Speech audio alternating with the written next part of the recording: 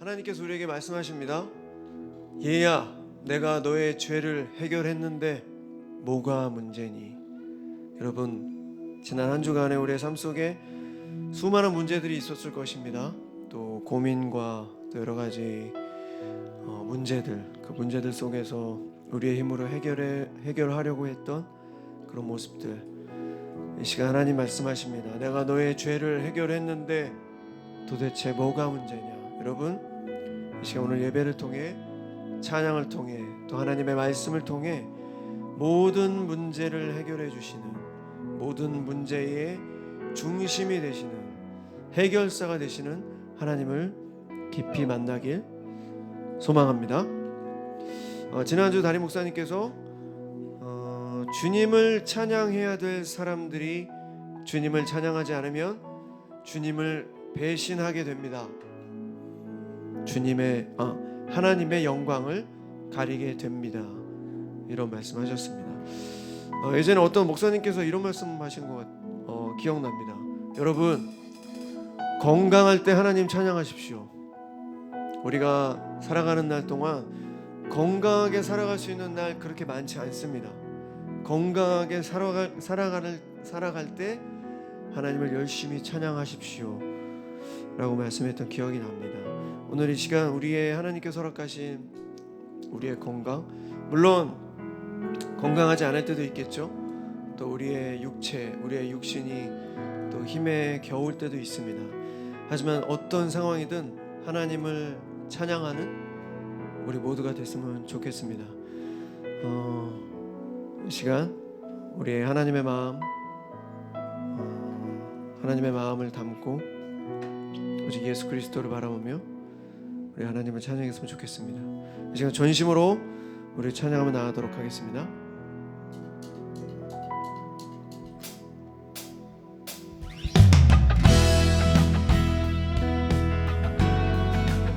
우리 하나님을 경외하는 마음으로 우리 모두 자리에 일어나서 우리 하나님을 찬양합시다.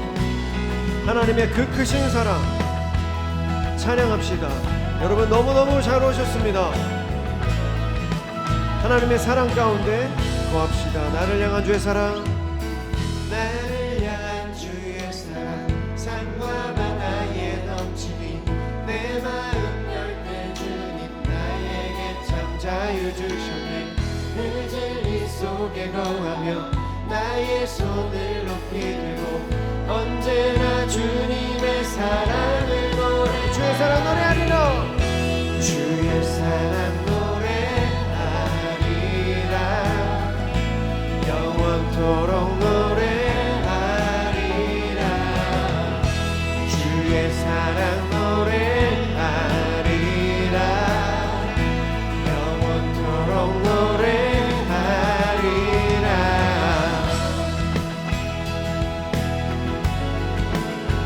하나님, 주님의 사랑을 찬양합니다.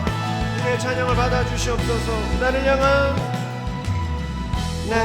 향한 주의 사랑, 산과 바다에 넘치니 내 마음 열 때 주님 나에게 참 자유 주셨네. 그 진리 속에 거하며 나의 손을 높이 들고 언제나 주님의 사랑을 노래하리. 주의 사랑 노래하리라. 영원토록 노래하리라. 주의 사랑 노래하리라. 영원토록 노래하리라. 주의 사랑 노래하리라.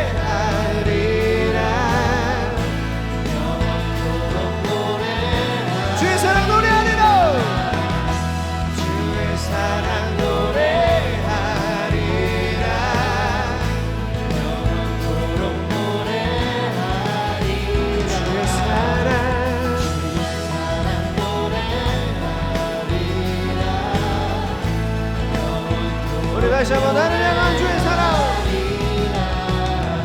나를 향한 주의 사랑, 산과 바다에 넘치니 내 마음 열 때 주님 나에게 참 자유 주셨네. 늘 진리 속에 거하며 나의 손을 높이 들고 언제나 주님의 사랑을 노래하리. 주의 사랑 노래하리.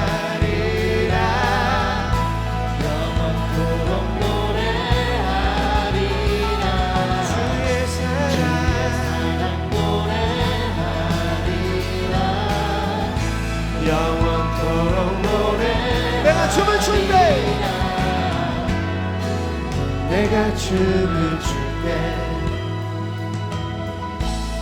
다 비웃겠지만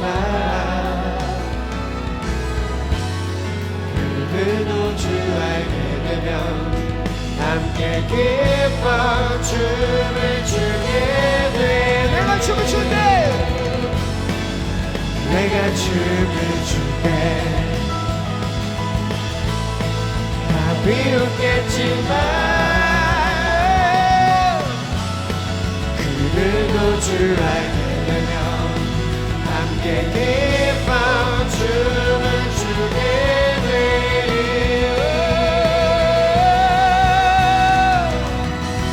주의 사랑 노래하리라 영원토록 노래하리라.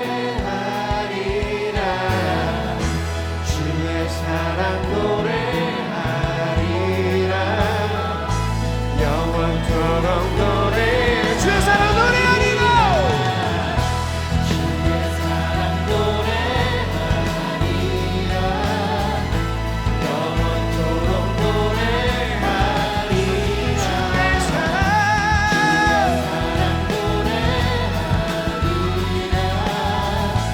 영원토록. 다시 한번 주의 사랑 노래하리라. 주의 사랑 노래하리라 영원토록 노래하리라.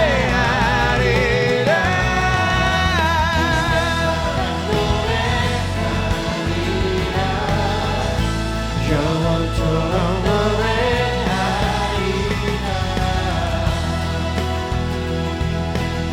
주님의 사랑을 노래합니다. 우리 평생에 하나님의 사랑을 노래합니다. 하나님 우리의 찬양을 받아주시옵소서. 주님의 사랑을 노래합니다.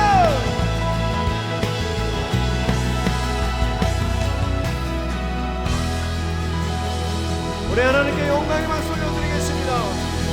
우리 사랑이신 하나님께 영광의 박수 올려드리겠습니다. 할렐루야.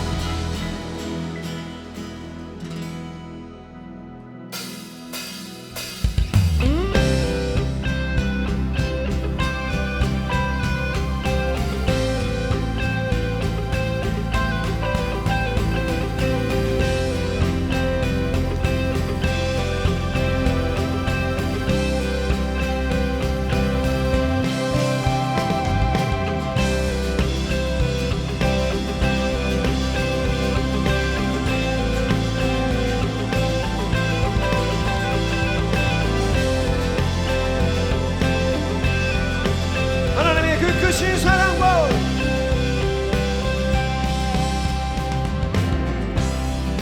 하나님의 그 크신 사랑과 값없는 은혜로 우린 구원받았고 오직 예수를 믿는 믿음으로 오직 예수를 믿는 믿음으로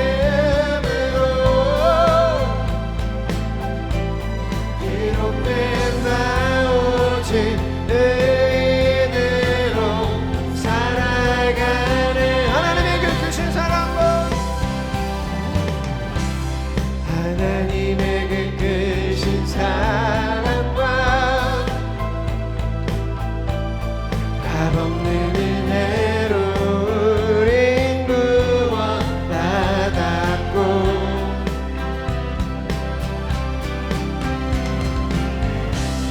오직 예수 믿는 믿음으로 기록된 나 오직 은혜로 살아가는 나의 죄를 위하여 나의 죄를 위하여 이 땅에 오신 십자가에 달려 죽으신 주 죽은 자 가운데 다시 살아나신 예수 그리스도 아멘. 이를 믿는 자마다 영원한 생명 하나님의 나라 허락해 주신 하나님의 은혜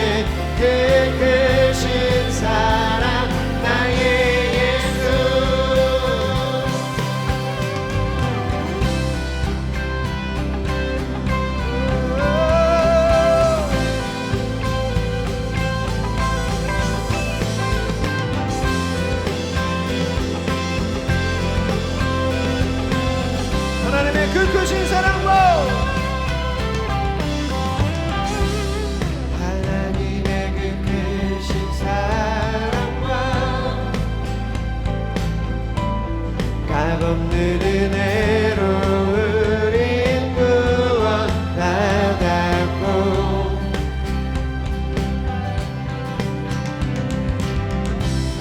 오직 예수 믿는 믿음으로 기록된 나 오직 은혜로 살아가네. 아멘. 나의 죄를 위하여 이 땅에 오신 십자가에 달려 죽으신 주 죽은 자 가운데 다시 살아나신 예수 그리스도 이름 믿는 자마다 영원한 생명 하나님의 나라 허락해 주신 하나님의 은혜 그 크신 사랑 나의 오직 예수 그리스도 오직 예수 그리스도 오직 예수 그리스도 오직 예수 그리스도 오직 예수 그리스도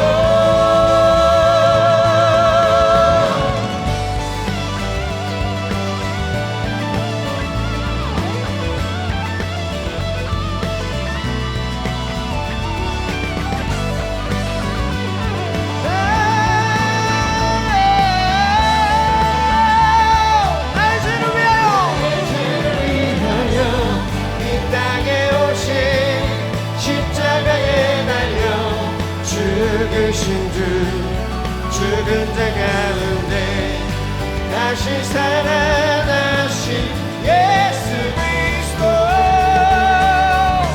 이를 믿는 자마다 영원한 생명 하나님의 나라 허락해 주신 하나님의 은혜 그 크신 우리 다시 한번 전심으로 나의 죄를 위하여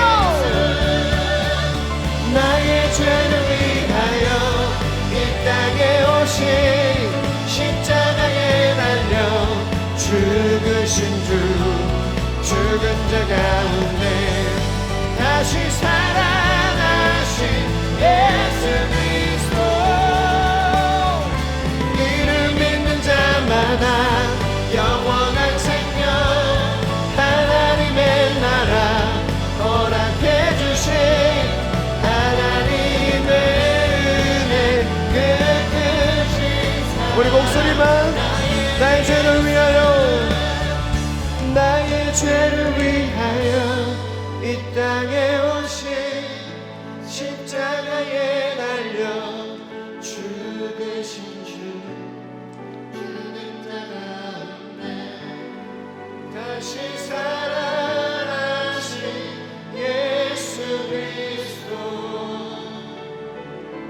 이를 믿는 자마다 영원한 생명 하나님의 나라 허락해 주신 하나님의 은혜 그 크신 사랑 나의 우리 다시 한번 기도하는 마음으로 찬양하겠습니다. 나의 죄를 위하여 나의 죄를 위하여 이 땅에 오신 십자가에 달려 죽으신 주 죽은 자 가운데 다시 살아나신 예수 그리스도 이를 믿는 자마다 영원한 생명 하나님의 나라 허락해 주신 하나님의 은혜 그 크신 사랑 나의 예수 우리 하나님께 영광의 박수 올려드리겠습니다.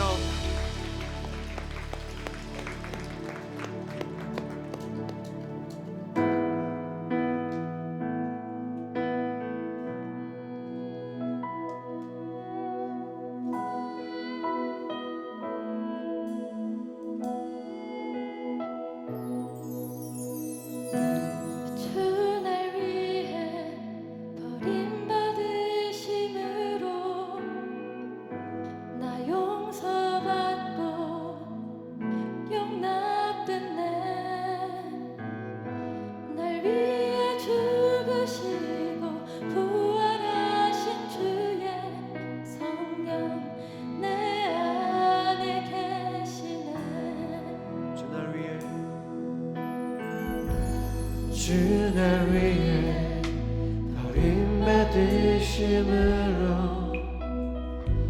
나 용서받고 용납됐네. 날 위해 죽으시고 부활하신 주의 성령 내 안에 계시네. 오 놀라운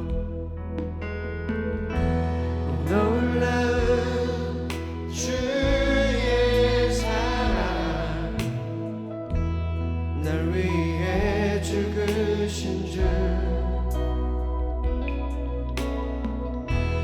놀라운 주의 사랑 기쁨으로 경배해 내 삶 주 경배해.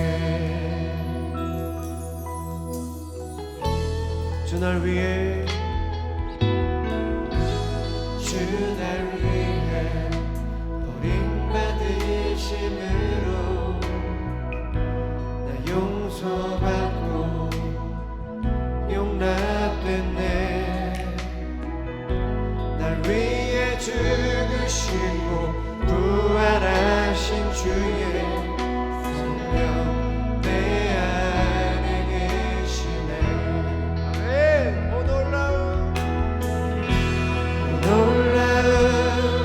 주의 사랑 날 위해 죽으신 주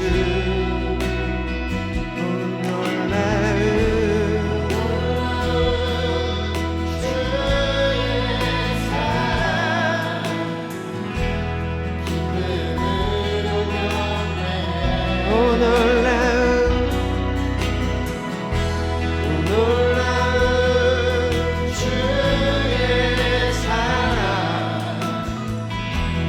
날 위해 죽으신 주 놀라운 주의 사랑 기쁨으로 경배해 내 삶 나의 주 경배해.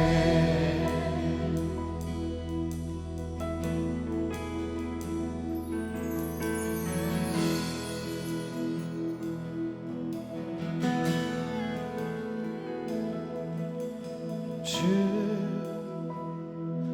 나의 왕 주 나의 왕 주 나의 왕 예수 주 나의 왕 주 나의 왕 주 나의 왕 주 나의 왕 예수 주 나의 왕 예수 주 나의 왕 주 나의 왕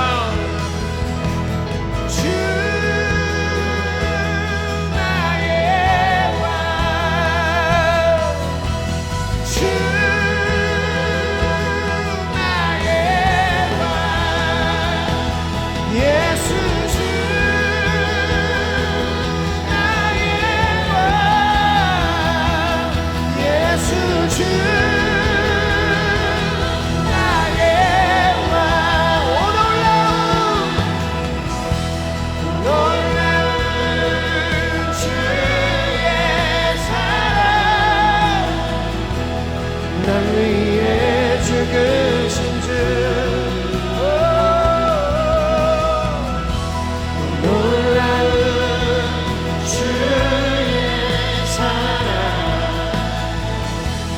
기쁨으로 경배해 놀라운 주의 사랑 놀라운 주의 사랑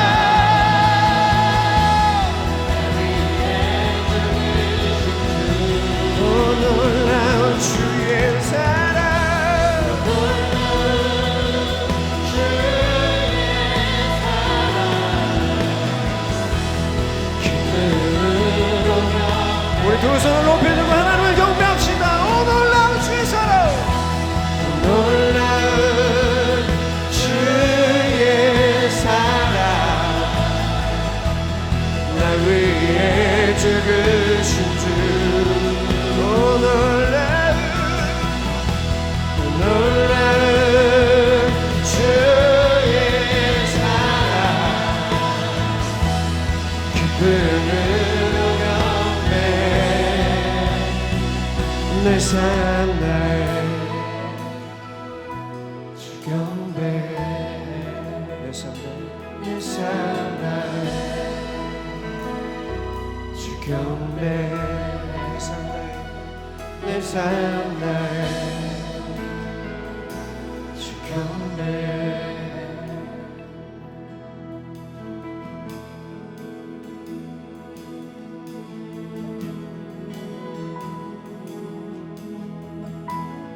하나님의 사랑 안으로 들어갑니다. 하나님의 말씀 안으로 다시 걸어갑니다. 하나님의 보호 안으로 다시 들어갑니다. 예수 그리스도의 십자가의 보혈을 의지하며 다시 하나님께 나아갑니다. 그럼에도 불구하고 다시 주께 나아갑니다. 우리의 모든 죄악을 용서하여 주시옵소서. 우리의 모든 죄악을 용서하여 주시옵소서.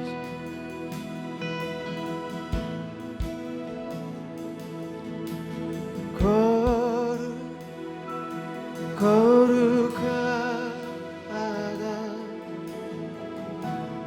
만군의 여호와, 그 영광이 온 땅에 충만하시도다.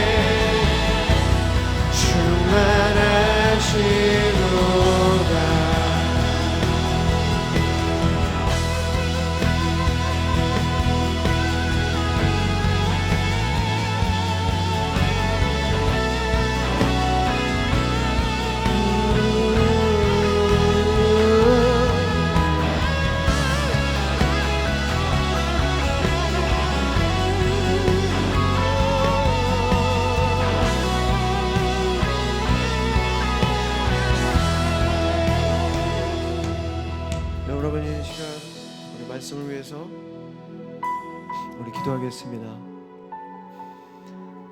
여러분 괜찮습니다. 한 주간 어떤 삶을 사셨는지 우리 서로는 모르지만 우리 하나님께서는 우리를 눈동자처럼 보호하고 계십니다.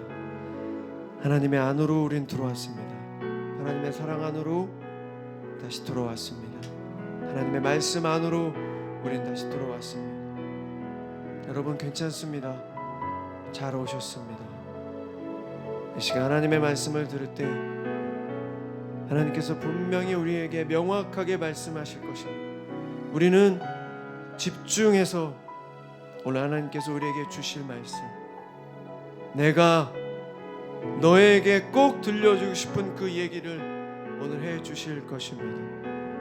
이 시간 하나님의 말씀에 집중할 수 있도록 우리의 모든 마음을, 우리의 모든 생각과 시선을 하나님께 집중하며 나아갈 수 있게 달라고. 그래서 하나님의 말씀이 우리 마음속 깊이 새겨져 그 말씀 안에 거하는 능력의 삶을,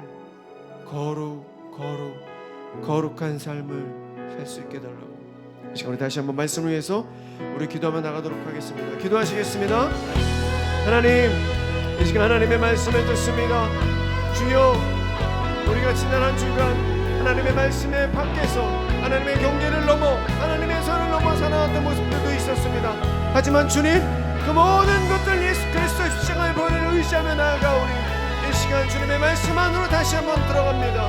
나아갑니다. 걸어갑니다. 주여 말씀하여 주시며 주의 말씀 우리 마음속 깊이 새겨져 다시 한번 하나님의 사랑으로 하나님의 마음에 합한 삶을 살아낼 수 있도록 주여 도와주시옵소서. 이 시간 말씀하여 주실 때 주여 성령 하나님 도와주셔서 주의 말씀 우리 마음속 깊이 새겨지게 하여 주시옵소서.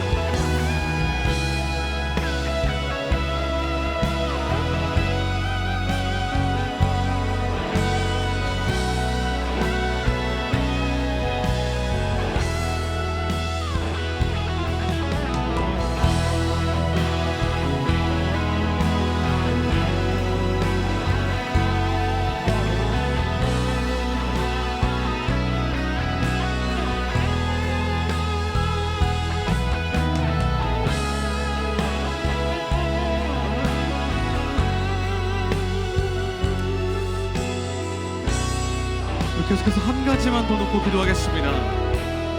한 가지만 더 놓고 기도할 때 오늘은 특별히 우리 사랑하는 청년들을 위해서 기도하겠습니다. 치열한 삶 가운데 하나님의 자녀로 서기 위해 예배의 자리를 지키고 삶에서도 주님의 길을 선택하기 위해 힘써 애쓰는 모든 청년들 가운데 그들의 삶과 진로 위에 하나님의 임재가 충만히 임하도록 이 시간 우리 필요하신 예배자들이 함께 한 마음으로 주여 한번 부르짖고 중보하며 기도하겠습니다. 기도하겠습니다. 주여, 하나님 아버지 감사합니다. 오늘 주님의 사랑하는 아들 딸들 가운데 주의 청년들 가운데 새벽에 이슬과 같은 주님의 아들 딸들 가운데 하나님의 놀라운 인재와 사랑이 넘쳐 흐르기를 소망합니다. 더욱더 치열하게 하나님의 나라와 그 이름을 위해서 하나님을 위해서 그 삶을 내어드리며 결단하며 헌신하여 주의 앞에 성공하는 나라가 모든 주님의 자녀 가운데 함께 하시고 역사하여 주옵소서. 그 어떤 사람도 그 어떤 대신해줄 수 없는 하나님의 절대적인 평안과 하나님의 만족을 온전히 누릴 수 있는 주의 백성을 낼 수 있도록 모든 청년들 가운데 함께 하시며 역사하여 주옵소서. 하나님의 임재를 누리고 하나님의 능력을 온전히 경험할 수 있는 모든 주의 청년들로 붙드시고 인도하여 주옵소서.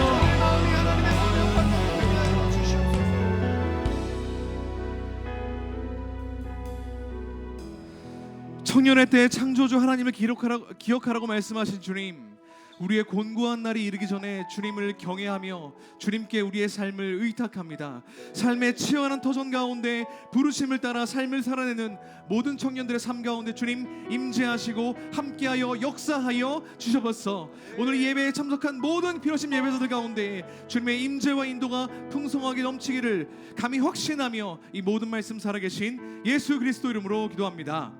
아멘. 아멘. 주님께서 오늘도 우리와 변함없이 함께 하실 줄 믿습니다. 일주일의 한가운데 하나님을 예배하기 위해 이 자리에 나온 모든 필요하신 예배자들 가운데 하나님의 크신 능력이 함께하길 바라며 말씀 전하겠습니다. 그 전에 광고를 한 가지 드리겠는데요. 주일 광고를 통해서 이미 들으셨겠지만 다음 주 수요필 워십은 가수 범키를 초청해서 찬양 간증 예배로 드려집니다. 시간은 동일하게 8시고요. 장소는 이 글로리아 홀이 아니라 본관 2층 본당입니다. 착오 없으시길 바라겠고 혹시나 해서 제가 여기 있긴 하겠지만 본당으로 바로 가시기를 바라겠습니다. 많은 기도와 기대뿐만 아니라 많은 참여 부탁드리겠습니다. 네, 오늘 나눌 하나님 말씀은 사무엘상 23장 1절에서 5절 말씀입니다. 사무엘상 23장 1절에서 5절 말씀, 우리가 사무엘서 말씀을 보고 있는데 저와 여러분이 한 절씩 교독하고 마지막 5절은 합독하겠습니다.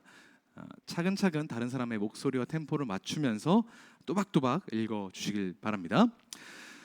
사람들이 다윗에게 전하여 이르되 보소서 블레셋 사람이 그일라를 쳐서 그 타작마당을 탈취하더이다 하니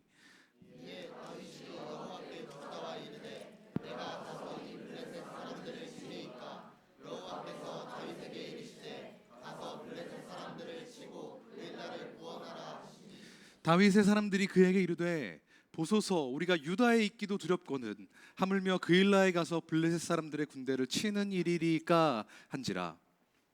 다윗이 여호와께 다시 묻자온데 여호와께서 대답하여 이르시되 일어나 그일라로 내려가라 내가 블레셋 사람들을 내 손에 넘기리라 하시니라. 함께 읽죠. 다윗과 그의 사람들이 그일라로 가서 블레셋 사람들과 싸워 그들을 크게 쳐서 죽이고 그들의 가축을 끌어오니라. 다윗이 이와 같이 그일라 주민을 구원하니라. 아멘. 오늘은 질문하는 그리스도인이라는 제목으로 하나님 말씀 전하겠습니다. 말씀을 전하기 전에 한 가지 이야기로 시작을 할까 하는데요. 괜찮으시다면 좀 눈을 감고 상상을 해주시면 좋겠습니다. 네, 저랑 눈 마주치지 말아주십시오. 네, 한번 상상해 보는 겁니다. 자, 여러분은 지금 현상수배 중입니다. 제목은 살인죄입니다. 눈 뜨시면 안 돼요. 살인죄라고 하면 눈 뜨시면 안 됩니다. 모든 뉴스에 얼굴이 대문짝만하게 나왔어요. 모든 사람들이 여러분을 살인자로 알고 있습니다. 그래서 어쩔 수 없이 아무도 모르는 원룸텔 같은 데에 혼자 숨어 있었어요. 며칠이 지나고 하루는 잠을 자고 있는데 갑자기 매캐한 연기가 올라온 겁니다. 잠이 깼어요. 아무래도 이 건물에 불이 난 것 같습니다. 그런데 같은 층에 살고 있는 사람들은 다 왠지 자고 있는 것 같아요. 조용합니다. 그래서 문을 박차고 나와서 막 이곳저곳 문을 두드리면서 불이야, 다 일어나세요. 지금 빨리 대피해야 됩니다. 라고 깨웠어요. 그 덕에 다행히 사람들이 불이 번지기 전에 탈출할 수가 있었습니다. 나와서 한밤중에 막 수근수근하면서 있는데 소방차도 막 와 있고 옆방에 살던 20살짜리 대학생, 소방차는 안 와 있고 20살짜리 대학생 한 명이 안 나온 거예요. 분명히 그 방에 있는 건 확실한데 안 나왔어요. 소방차가 오려면 아직 멀었고 지금 내가 모르는 척 넘어가면 그 친구는 위험해질 게 뻔합니다. 근데 내가 그 친구를 구하면 나중에 소방차가 왔을 때 꼼짝없이 사건 경위를 조사하다가 내 정체가 탄로날 것 같아요. 내가 위험해질 것 같은 생각이 드는 거예요. 이 상황 떠올리셨죠? 자, 눈을 뜨시고 자, 어떻게 하시겠습니까? 가 질문입니다. 내가 굳이 나서지 않더라도 누군가는 구할 것이 분명하니 몸을 숨긴다 1번. 내가 조금 위험에 처할 수는 있지만 그래도 사람 살리는 게 중요하니까 나서서 구한다 2번. 소방차 오기를 기다린다라고 하기엔 너무 오래 걸린다고 가정을 해보죠. 자, 1번, 2번 손 한번 들어보겠습니다. 1번 몸을 숨긴다. 양심의 소리에 귀를 기울이십시오. 정직하게.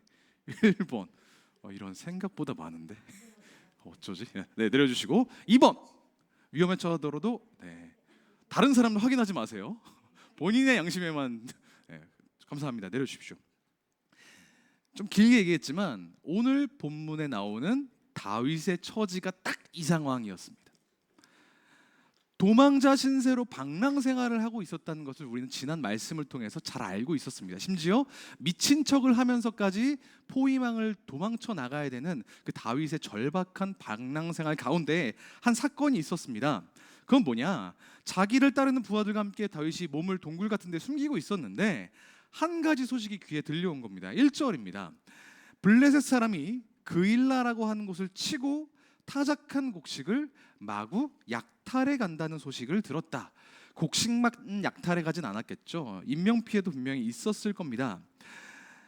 그런데 다윗은 부하들이랑 함께 숨어 있었다고 했잖아요. 그러니까 마음만 먹으면 블레셋 사람들과 싸울 수도 있는 상황. 문제는 다윗이 그일라 주민을 구하려고 군사를 일으키면 전투가 벌어질 거고 그 소식이 사울 왕기에 들어갈 거고 그러면 사울은 다윗을 죽이려고 찾아다녔으니 곧 위치가 발각된다는 문제가 있는 겁니다. 자기가 위험에 처하느냐 아니면 자기를 지키려고 위험하더라도 다른 사람들을 위험에 처하게 놔두느냐, 이런 역할 충돌에 놓이게 된 겁니다. 다소 극단적인 예시이긴 하지만 우리 인생은 늘 역할 충돌로 가득 차 있습니다. 둘 중 하나를 고르지 않아도 되는 삶은 참 편한 삶이지만 우리는 계속해서 두 가지 정답 중에, 두 가지 옳은 답 중에 하나를 고르며 살아가야 된다는 겁니다. 이를테면 예배에 참석하느냐, 시험 공부를 하느냐, 뭐 이런 거. 대학에 예배자 전형 이런 게 있다고 가정을 해보죠. 그래서 필요십 목회자들이 확인서를 써주면 대입하는데 굉장히 수월해지는 거예요. 그러면 여기 한 3,000명 모이겠죠? 근데 그렇지 않잖아요. 선택을 해야 된다는 겁니다. 사내에서 정치질 안 하고 나 혼자 정직하고 성실하게 일하면 승진이 보장되어 있다고 생각해 보십시오. 그러면 누가 정치질 하겠습니까? 그런데 그렇지 않잖아요. 그러니까 사내 정치질에 참여해야 되냐 아니면 성실하게 일해야 되냐, 이런 고민을 하게 된단 말입니다. 사업을 하게 되면 그게 더 심해지고요. 모든 것이 선택이고 모든 것이 반대로 포기인 셈입니다. 이런 고민이 우리 인생 가운데 힘든 이유는 그 결과가 아마도 불확실하기 때문일 겁니다. 어떻게 될지 모르니까 선택이 신중해질 수밖에 없죠. 다윗이 그랬습니다. 그일라를 구할 때 자기가 위험해질지 아닐지 정확히는 모르는 그 상태, 불확실성 속에서 다윗이 이 어려움을 돌파해내갔던 비결이 한 가지가 있는데 그건 바로 오늘 설교 제목과도 맞닿아 있는 질문이었습니다. 다윗은 어떤 질문을 했는지, 하나님의 사람은 인생의 어려움 가운데 어떤 질문을 해야 하는지 오늘 본문을 통해서 세 가지로 살펴보겠습니다. 첫 번째로 하나님의 사람은 질문하되 양심에 묻는다는 겁니다. 어디에 묻는다고요? 양심에 묻는다. 다윗은 양심에 묻는 사람이었습니다. 2절을 보니까 다윗은 하나님께 여쭙습니다. 내가 출전하여 이 블레셋 사람을 쳐도 되겠습니까? 그러자 주님께서 다윗에게 허락하셨다. 이 구절이 굉장히 흥미로운 구절입니다. 왜냐하면 성경에서 많은 경우에 하나님과 인간의 대화는 대부분 하나님이 시작하십니다. 창세기 12장에서 하나님이 아브라함에게 나타나서 내가 너에게 보여줄 땅으로 가라라고 명령하셨고, 출애굽기에서 불타는 떨기나무에서도 하나님이 먼저 말씀하셨고, 우리가 계속 살펴봤던 사사기의 사사들이나 아니면 심지어 사무엘서의 사무엘 모두 하나님이 먼저 말씀하심으로써 그 대화가 시작되었습니다. 그런데 오늘 하나님과 다윗의 대화는 다윗의 질문으로 시작이 됩니다. 이 지점에 집중해야 됩니다. 자, 왜 다윗은 먼저 질문을 해야 될까? 포커스를 맞춰서 보죠. 먼저 하나님이 갑자기 나타나셔서 야, 너 거기 숨어있지만 말고 그일라 주민 좀 도와줘 라고 말씀하셨으면 그냥 가서 전쟁하면 됐죠. 근데 그것도 아닌데 왜 다윗은 기도를 했느냐는 말입니다. 그것도 그일라 사람들을 구해도 되겠냐고 물으면서 말이에요. 어떤 소리를 들었던 거죠. 나 혼자의 안전을 보존하기보다 나의 민족, 어려움을 겪고 있는 주민들에 대한 측은한 마음, 그것 때문에 다윗은 하나님께 먼저 여쭌 것입니다. 다윗이 품었던 마음, 선택에 있어서 어떤 것이 선한지 악한지를 끊임없이 고민하여 판단하는 마음을 우리는 양심이라고 부릅니다. 양심은 그리스도인에게 굉장히 중요한 주제이지만 의외로 교회 내에서 잘 다뤄지지 않는 주제이기도 합니다. 이런 질문 한 번쯤은 해보셨으리라 생각해요. 이순신 장군은 과연 천국에 갔을까 아닐까? 뭐 안 해보신 적 없으시죠? 다 해보셨으리라 생각합니다. 사실은 이거 성경에 답이 있습니다. 아셨나요? 로마서 2장을 보면 율법을 가지지 않은 이방 사람이 사람의 본성을 따라 율법이 명하는 대로 행하면 율법을 가지고 있지 않아도 자기 자신이 율법을 가진 거나 다름없다. 이걸 뭐라고 묘사하냐면 자기 마음에 적혀 있는 그 율법, 곧 양심으로 판단받을 것이다 라고 성경은 이야기합니다. 그러니까 이순신 장군이 예수님을 몰랐기 때문에 구원받아요 말아요, 뭐 아니면 그 이전에 예수님 오시기 전에 그 사람들은 구원받아요 말아요 라고 따지는 것, 결론을 yes or no로 내리는 것은 어렵지만 율법으로 판단받을 것이다 라고 하나님은 이미 기준을 가지고 계시다는 것을 우리가 알 수 있다는 겁니다. 그러니까 이 질문은 우리는 모른다가 사실 답입니다. 그런데 그 양심은 과연 어디에서 왔을까? 인간이 가지고 있는 이 양심이라고 하는 것, 로마서 1장에 보면 이렇게 이야기합니다. 한번 같이 읽어볼까요? 시작.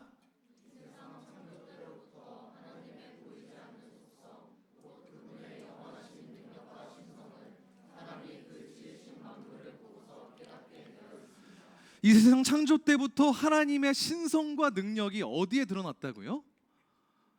그 지으신 만물에 보여 드러나 있다.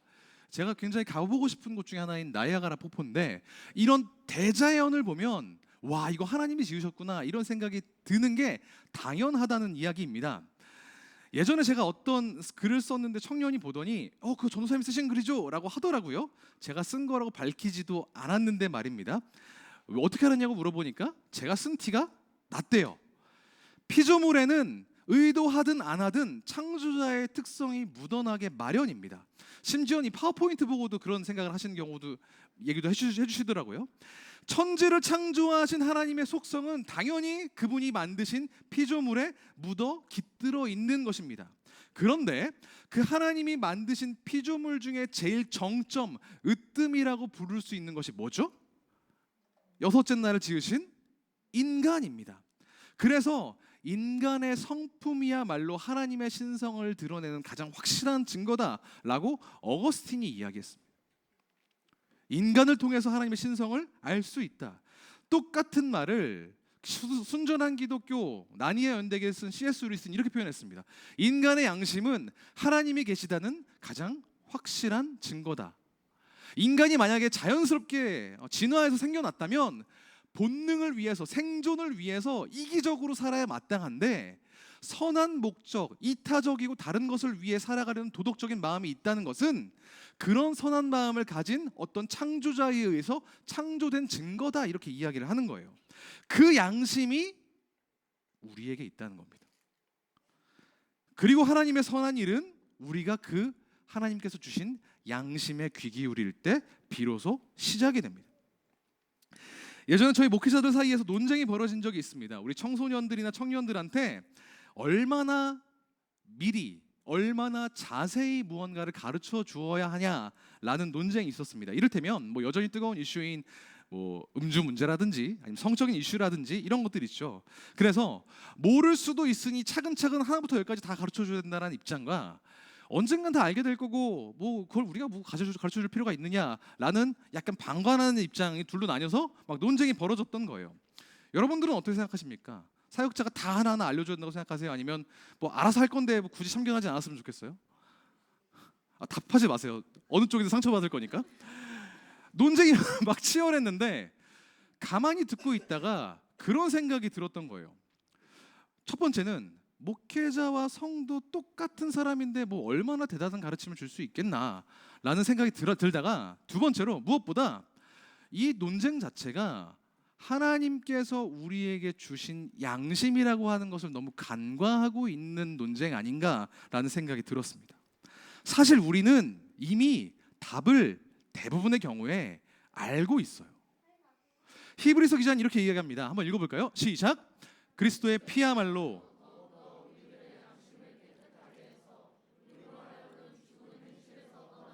살아계신 하나님을 섬기게 하지 않겠습니까?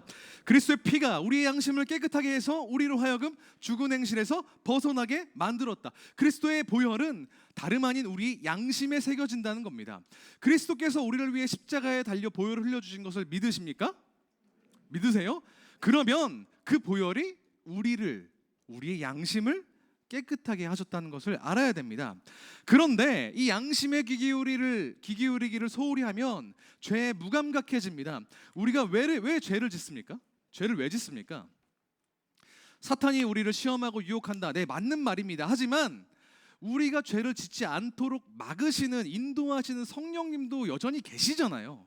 그러면은 우리가 어떤 때는 죄를 짓고 어떤 때는 죄를 안 짓는 거는, 어떤 때는 사탄이 이기고 어떤 때는 성령님이 이기고 막 아웅다웅하면서 1승 1패를 거듭하는 겁니까? 아니란 말입니다. 이미 성령님께서 사탄의 권세를 하나님께서 이기신 것이에요. 다만 우리가 우리의 양심에 성령님께서 예수님께서 보혈을 흘려서 깨끗하게 하신 그 양심, 성령의 부르심을 간과하고 죄에게 유혹당해서 죄의 손을 들어줄 때 우리 안에 죄가 일어난다는 겁니다. 그때 양심을 외면할 때 죄를 짓게 됩니다. 그리고 그 죄의 습관이 반복되면 죄에 대해 무감각해지게 되는 거죠. 죄를 짓는 나를 옹호하면서 정당화하기 시작합니다. 그리고 나를 변호하기 위해서 다른 사람들도 탓하기 시작해요. 다른 사람들도 다 이렇게 사는 건데 그럼 그 사람들도 다 죄 짓는 거냐, 이렇게 얘기하면서요, 결국은 내가 죄 지을 동안 하나님은 나를 왜 이렇게 방치해 놓으셨나 하면서 되지도 않는 하나님을 원망하면서 살아갑니다. 잘못은 내가 해놓고 사탄이 나를 죄짓게 만들었다, 이렇게 변명한단 말입니다. 예전에 텔레그램 성범죄를 저지른, 이름도 언급하기 싫은 그 사람이 처음 인터뷰 때 뭐라고 얘기했습니까?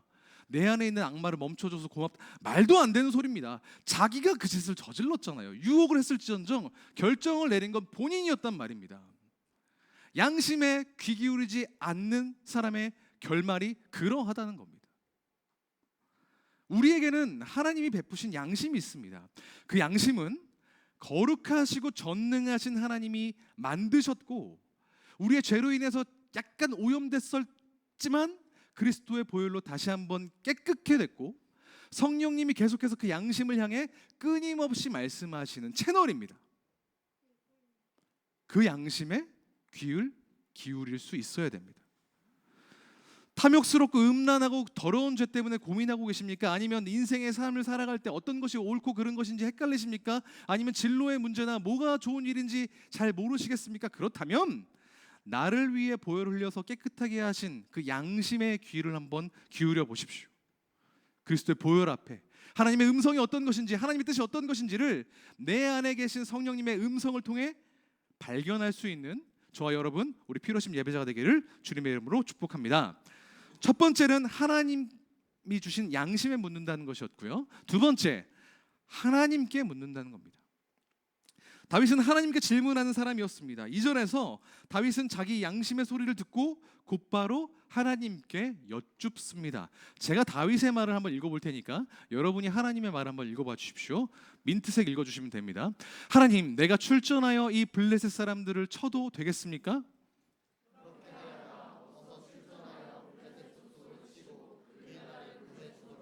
허락하신 거죠. 그런데 정작 블레셋과 전투를 벌여야 될 다윗의 부하들이 반대를 하고 나섰습니다. 지난번 제 설교할 때는 중고등부 예배자들한테 부탁을 했는데 오늘 청년들한테 좀 부탁을 하겠습니다. 한번 그 부하들이 뭐라고 이야기했는지 한번 읽어주십시오. 조금 단호하게. 시작.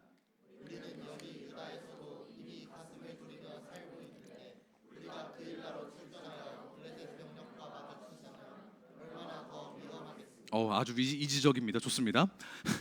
부하들의 분석은 사실 정확했습니다. 합리적이었어요. 실제로 나중에 사울이 다윗을 포위하는 일들이 벌어집니다. 잡으러 오거든요. 여기서 군사 움직이는 건 위험한 일이다. 현명한 리더라면 그 말을 들었어야 됩니다. 그런데 다윗은 부하들을 아랑곳하지 않고 다시 하나님께 여쭤봅니다. 부하들 입장에서는 사실 좀 서운한 처신입니다. 만약에 여러분이 다니고 있는 회사에서 상사가 조직을 위험하게 만들 것이 뻔한 결정을 내리려고 합니다. 그러면 어떻게 하시겠습니까? 에이라 잘됐다, 이 회사 망해버려라 라면서 방치하시겠습니까? 이직할 생각이라면 그렇게 해도 되겠죠. 근데 그게 아니라 내가 왠지 여기를 계속해서 다녀야 되고 생계와 커리어를 위해서라면 어떻게든 말려야 되잖아요. 그래서 최선을 다해서 분석하고 기획안 올리고 작성하고 커피 한잔 할 때 슬쩍 물어보기도 하고 직접적으로 진지하게 면담 한번 해보기도 하고 상사의 생각을 돌리려고 애쓰겠죠. 그런데 상사가 들은 척도 안 하고 고집부려. 그러면 퇴사 생각나는 겁니다. 같이 못하겠다 싶은 거죠. 다윗은 대기업이 아니었습니다. 도망자 신세였어요. 그를 따르는 부하들이 몇 안 됐습니다. 한 사람 한 사람이 아쉬운데 그 사람들이 반대하는 일을 한다? 이건 굉장히 리스크가 큰 일이었습니다. 앙심을 만약에 품고 와, 얘 안 되겠네 싶어가지고 사울한테 고발할 수도 있고 오히려 다윗을 암살하려고 시도했을 수도 있는 겁니다. 그런데 다윗은 그 모든 손해와 리스크를 감수하면서까지 하나님의 뜻을 재차 여쭙고 하나님의 뜻을 구했습니다. 하나님의 뜻도 오케이고 사람의 뜻도 오케이니까 그렇게 가겠다, 이게 아니었습니다. 하나님의 뜻만 구했습니다. 하나님의 말씀을 듣는다는 것은 사람의 말도 듣고 하나님의 말도 들어서 둘 중에 조금 괜찮아 보이는 걸 픽하는 게 아니라 다른 사람의 말을 듣지 않는다는 뜻입니다. 오늘 본문에서는요. 작년에 한 대학교에서 있었던 일을 이야기하려고 합니다. 작년에 모 대학이 요즘 대학교들이 이제 정원이 많이 줄어들고 학령 인구가 줄어들다 보니까 학생들이 많이 없어서 이제 유지가 어려운가 봐요. 그래서 서로 다른 두 개 대학을 합치려고 통합을 추진한 적이 있었습니다. 그런데 찬성과 반대 의견이 팽팽하니까 이제 교수, 직원, 학생 총투표를 이제 부의해 버린 겁니다. 그 결과가 여기 나와 있는데요. 잘 안 보이실 수 있는데 대충 보이세요? 교수 70대 29 보이시죠? 직원 65대 34, 학생 9대 87 보이세요? 안 보여요? 그럼 이걸로 보시죠. 파란색은 찬성이고 빨간색은 반대였던 거예요. 그러니까 교수 찬성하는 사람들이 요 정도고 직원 찬성하는 사람들이 요 정도고 학생 요 정도고 학생의 대부분은 반대. 이렇게 결론이 났단 말입니다. 그러면 다수결의 원칙에 의거하면 83%가 반대하는 이 통합을 추진하는 게 옳아요? 아니에요? 아니라고 대답할 수 있을 거예요. 그런데 이 학교가 결정을 내린 것은 이랬습니다. 교수 한 표, 직원 한 표, 학생 한 표. 교수 직원은 찬성표가 더 많았고 학생은 반대표가 많았던 학생은 한 표 줘서 결국 찬성. 이래서 찬성으로 결론을 내렸습니다. 실제로 작년에 있었던 일이에요. 제가 이 학교 사정을 정확하게 알지 못하기 때문에 이게 온당하니 아니니 판단을 내리고 싶지는 않습니다. 하지만 사실 답을 정해놓고 추진했다는 인상을 지우기가 좀 어려워요. 왜 이 얘기를 하냐면 우리 삶에서도 비슷한 일들이 벌어지기 때문입니다. 우리는 흔히 하나님이 내 삶의 주인이라고 이야기하잖아요. 그렇게 기도하고 그렇게 찬양을 하잖아요. 그럼 하나님이 주인이시면 내가 종이고 하나님이 원하시는 대로 하겠다라는 고백을 한 거지 않습니까? 그런데 중요한 결정을 할 때는 나 한 표, 주변 사람 한 표, 하나님 한 표 해서 주변 사람 말 듣고 내가 그게 원치 않으면 하나님 뜻이라도 거부하는 일들이 왕왕 벌어진다는 겁니다. 그렇지만 다윗은 부하들 한 표, 하나님 한 표, 나 한 표 하지 않았습니다. 오롯이 하나님에게만 한 표를 드렸던 사람입니다. 우리는 하나님께 여쭤봐야 됩니다. 여러 옵션 중에 괜찮은 것 하나 아니면 스페어 타이어로 물어보는 게 아니라 그분이 나의 정답을 가지고 계신 분이라는 걸 믿고 그걸 여쭤보아야 합니다. 하나님이 우리 삶의 정답을 가지고 계신 분이라는 걸 믿으십니까? 그렇다면 하나님께 여쭙는 겁니다. 하나님께도 여쭙는 게 아니라 하나님께만 여쭐 수 있는 우리 필요하신 예배자들 되기를 주님의 이름으로 축복합니다. 세 번째, 첫 번째가 뭐였죠? 양심에 묻는다. 두 번째는 하나님께 묻는다. 세 번째는 자주 묻는다는 겁니다. 다윗은 자주 묻는 사람이었습니다. 23장에서 다윗은 하나님께 총 4번 여쭤봅니다. 2절, 다윗은 주님께 여쭈었다. 4절, 다윗이 주님께 다시 여쭈어 보았다. 10절, 다윗이 하나님께 아뢰었다. 아뢰었다라고 말하지만 내용 자체는 질문이죠. 12절, 다윗이 다시 한번 하나님께 다시 한번 여쭈었다. 다 무언가를 물어보면서 모든 일들을 결정하는 것을 볼 수가 있습니다. 오늘 본문에서 다윗은 꽤나 의존적입니다. 다윗은 블레셋이 처음 그일라를 쳤을 때도 블레셋과 전투를 벌여야 되는지 말아야 되는지를 여쭤봤습니다. 부하들이 반대를 하자 그 반대에도 무릅쓰고 여전히 군사를 일으켜야 될지 말지를 하나님께 여쭈어 보았습니다. 결국 하나님 말씀대로 크게 싸워서 이겼고 블레셋이 훔쳐간 것은 물론이고 그들이 가지고 있던 것도 전리품으로 챙겨서 백성들에게 나누어 주었습니다. 그런데 사울이 이 소식을 또 듣게 돼서 군대를 소집합니다. 그리고 다윗이 있는 곳까지 포위해서 들어옵니다. 상황이 또 바뀌었어요. 그러니까 다윗이 어떻게 합니까? 사울이 진짜 나를 칠 것인지 아닐지, 그일라 주민이 나를 넘겨줄 것인지 아닌지를 또 여쭈어 봅니다. 하나님이 그래 라고 대답하시자 또 재차 똑같은 것을 여쭈어 봅니다. 혹시라도 잘못 들었을까 봐 같은 질문을 반복해서 여쭈고 상황이 바뀌었을 때 여쭈어보고, 왜 이렇게 여러 차례 과의존적으로 보일 만큼 물어보았을까? 그건 그리스도인이라면 궁극적으로 하게 되는 질문과 맞닿아 있습니다. 그건 뭐냐면 하나님의 뜻을 대체 어떻게 알 수 있느냐 하는 겁니다. 만약에 여러분이 직장이나 학교에서 그리스도인인 것을 이제 노출시키고 살아가는데 어떤 사람이 와서, 친구가 와서, 동료가 와서 그 하나님의 뜻 어떻게 알 수 있어요? 라고 물어보면 뭐라고 대답해 주실래요? 좀 가르쳐 주십시오 라고 물어보면요, 대부분 말씀을 통해서 알 수 있다라고 대답할 겁니다. 근데 문제는 뭐냐면 성경에 나와 있는 내용이 우리의 삶에 있는 모든 구체적인 정황을 다 담아내고 있지는 않다는 겁니다. 하나님의 뜻이 어떤 것인지 큼지막한 방향은 성경에 물론 나와 있지만, 그래서 나의 직장과 가정과 학교에서 어떻게 살아가야 될지 세부적인 지침에 대해서는 좀 소홀한 측면이 있다는 거예요. 모호하죠. 그래서 많은 그리스도인들이 그 모호함을 방치합니다. 혹시 최근에 마트에 심부름 갔다 온 경험 있는 있어요? 네, 있어요. 요즘은 대부분 쿠팡이니까 심부름을 잘 안 하는 것 같더라고요. 어지간하면은.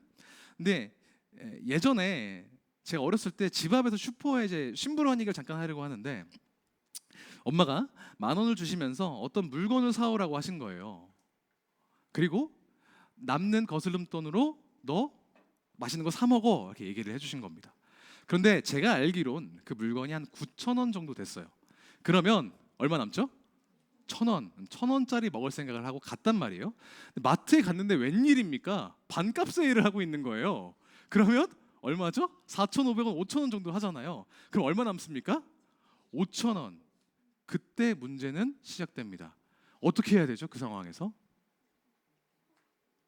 물어봐야죠. 5,000원 남았으니까 이거 5,000원어치 간식 다 먹어도 되나요? 라고 물어봐야 되는데 아시죠? 안 그럽니다. 애초에 엄마는 거스름돈으로 사 먹으라고 했기 때문에 나는 그 명령을 거스르지는 않아도 되는 거예요. 5,000원 안에서는. 전화해서 물어보면 엄마가 안 되겠다, 그래도 1,000원짜리만 먹어 라고 할까봐 엄마의 최초 뜻을 모호하게 방치해 놓는 모습들이 우리 안에 있는 겁니다. 하나님의 말씀을 대하는 우리의 태도도 비슷합니다. 하나님의 뜻대로 살겠다고 말은 하는데 그러면 구체적으로 물어봐야 되잖아요. 자주 물어봐야 됩니다. 그래야 그 뜻이 선명해질 거 아닙니까? 그러면 그 뜻이 구체화되면은 살기 빡세지니까, 순종하기 힘들어지니까 안 물어봅니다. 하나님이 침묵하시기를 바라고 심지어는 침묵을 유도합니다. 예전에 뭐 청년이 자기는 아우리치를 가고 싶은데 못 가겠다고 이야기를 하더라고요. 하나님이 가길 원하시는지 아닌지 잘 모르겠대요. 그래서 제가 그러면 기도를 해봐라 라고 하니까 그건 싫대요. 왜냐? 기도하면 가라고 하실 것 같아서. 이런 생각 가진 사람들이 은근히 많습니다. 무슨 일을 맡기거나 부탁을 하거나 교회 일을 하거나 어떤 도전을 했을 때 내가 하기 싫어서라고 얘기하는 사람은 한 명도 못 봤습니다. 전 사역하면서. 하나님의 뜻인지 아닌지 정확하지가 않아서요, 기도해보고 결정할게요로 얘기해놓고 기도를 안 하죠. 구체화되면 해야 될 것 같으니까. 하나님의 뜻을 그렇게 알고 싶으면 어떤 방식으로도 결판을 봐야죠. 물건이 반값이 되고 거스름돈이 5천 원이 남았으면 거기에 맞는 뜻을 물어봐야 되는데 재차 물어보지를 않고 최초에 주어졌던 명령 한 가지만 기억하고 그걸 내가 순종하고 있는 건양 살아간다는 뜻입니다. 물어보면 내 이득 토해낼까 봐요. 내가 불편해질까 봐요. 하나님과 스무고개를 하는데 첫 번째 질문만 하고 마치지를 않습니다. 그런 모습들이 우리에게 있지는 않습니까? 내 인생을 놓고도 그렇게 모호하게 살고 있는 것은 아닙니까? 막연하게 몇십 년 전에 하나님께 응답받은 것을 업데이트도 안 해놓고 지금 막연하게 그게 유효하다고 생각하는 태도가 없진 않습니까? 지금은 언제인지도 기억나지 않는 수양의 저녁 밤 그 눈물을 흘리면서 정신 약간 반쯤 혼란스러울 때 들었던 하나님의 뜻이 내 인생 전체를 관통하는 뜻이라고 죄송합니다 착각하고 그게 하나님의 뜻이니 난 이대로 하겠어 라고 아주 오래전 하나님의 뜻에 내 인생을 맡겨버리고 있지 않느냐는 말입니다. 아닙니까? 그런 생각 안 드십니까? 지금 나를 향한 하나님의 뜻은 분명히 바뀌었는데 무슨 동창 추억하듯이 옛날의 하나님을 추억하면서 살아가고 계시지는 않느냐는 말입니다. 하나님 제가 그때는 중고등학생에서 잘 몰랐는데 대학생이어서 잘 몰랐는데 지금은 직장생활하고 사회생활하니까 조금 다르더라고요. 그러니까 그거는 일단 잠깐 킵해놓고 모른 척 할게요 라고 이야기하고 있지는 않느냐는 말입니다. 하나님께 여쭈기를 과하게 여쭈기를 포기하지 않았던 반복해서 여쭈어서 하나님의 뜻을 발견하고 그에 순종했던 다윗의 그 순종이 오늘 우리의 순종이 되기를 주님의 이름으로 축복합니다. 그래서 반복해서 물었을 때 조금 더 구체적이고 선명한 하나님의 뜻에 순종하여 오늘 내게 원하시는 하나님의 뜻을 발견하고 그것을 이루어 나갈 수 있는 주의 백성 되기를 주님의 이름으로 축복합니다. 말씀을 정리합니다. 다윗은 자기의 인생뿐 아니라 자기를 따르는 부하들의 인생도 보장되지 않은 그 불확실한 인생 가운데 살아갔습니다. 그때 그것을 돌파하게 한 것은 질문이었죠.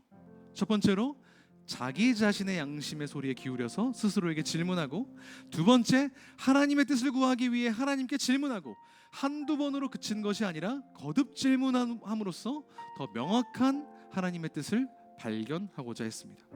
오늘 우리도 가능합니다.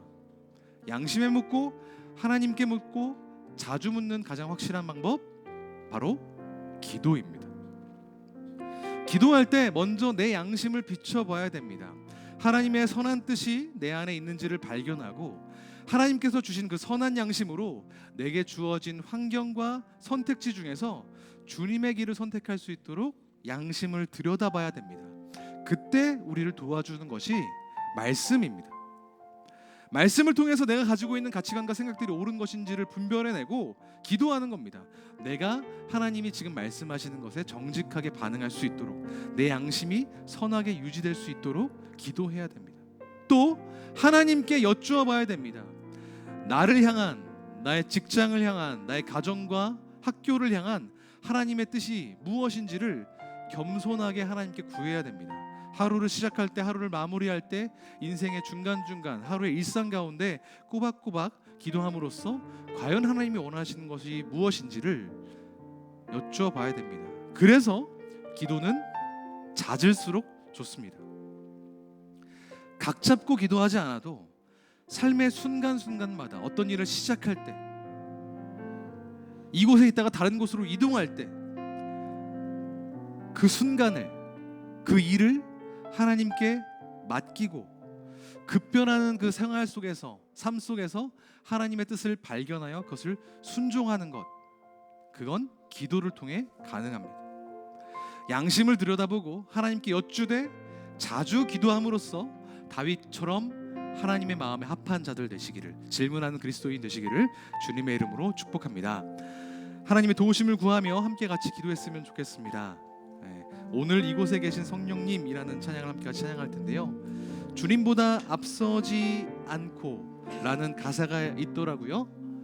어떻게 하나님보다 앞서지 않고 살아갈 수 있습니까? 주님이 어디까지 오셨는지, 어디까지 계획하고 계셨는지를 여쭙고 겸손히 나아갈 때 그것이 가능할 줄 믿습니다. 오늘 말씀을 생각하며 주님께 우리의 삶을 드리며 함께 같이 찬양하고 기도하겠습니다.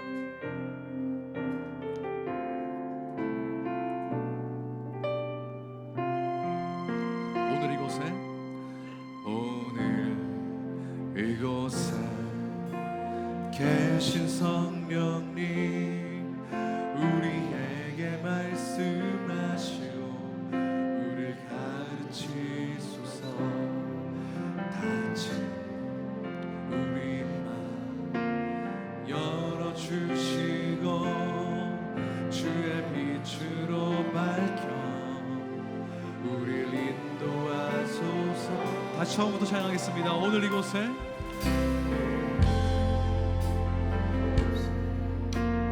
계신 성령님 우리에게 말씀하시고 우리를 가르치소서 닫힌 우리 맘 열어주시고 주의 빛으로 밝혀 우리를 인도하소서. 주님보다 앞서지 않고 겸손하게 주님의 말씀 기다리니 주님 손에 우릴 드립니다. 사랑으로 인도하소서. 주님보다 앞서지 않고 주님보다 앞서지 않고 겸손하게 주님의 말씀 기다리니 주님 손에 우릴 드립니다. 사랑으로 인도하소서. 찬송하신 모습 떠난 우리를 찬송하신 모습 떠난 우리를 예수님답게 빚으소서. 우리의 목소리를 높여서 주님보다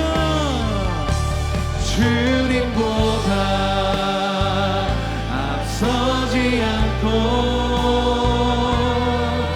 겸손하게 주님의 말씀 기다리니 주님 손에 우릴 드립니다. 사랑으로 인도하소서. 주님보다 앞서지 않고 주님보다 앞서지 않고 겸손하게 주님의 말씀 기다리니 주님 손에 우릴 드립니다. 사랑으로 한 번 더 고백합니다. 주님보다 앞서지 않기를 소망합니다. 주님보다 앞서지 않고 겸손하게 주님의 말씀 기다리니 주님 손에 우릴 드립니다. 사랑으로 인도하소서.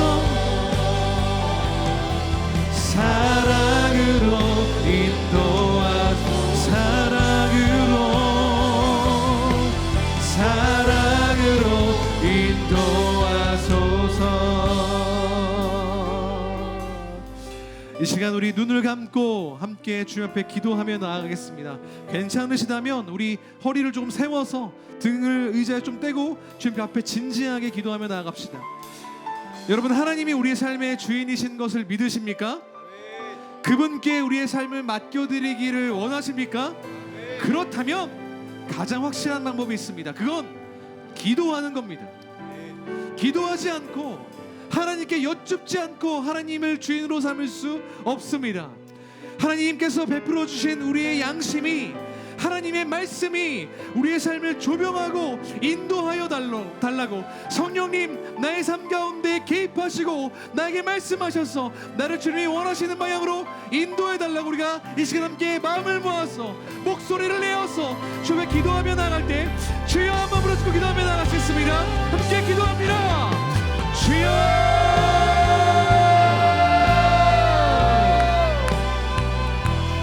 우리의 삶을 주님 앞에 드립니다.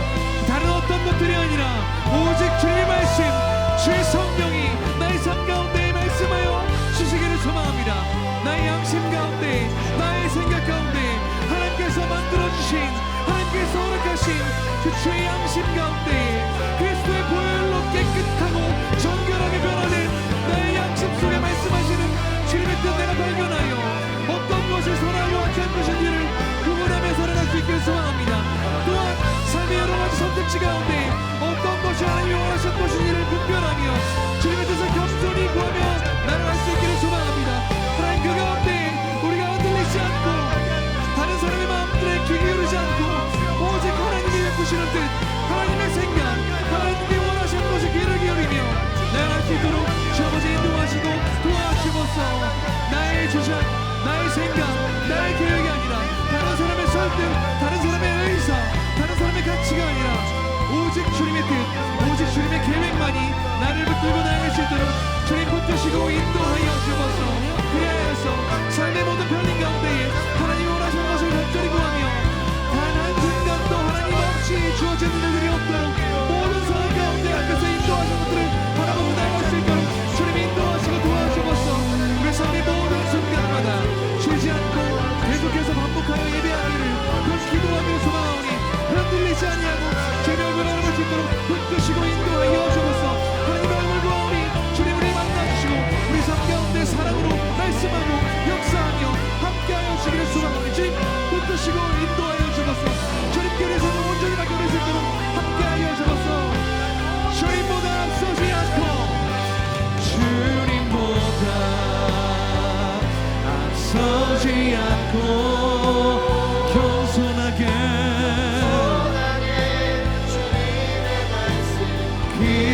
기다리니 주님 손에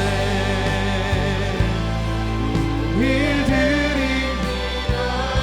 주님께 우리 손을 맡기기 원하시는 분들은 우리 두 손을 주 앞에 들고 기도하며 찬양하겠습니다. 기도하는 마음으로 찬양합니다. 주님보다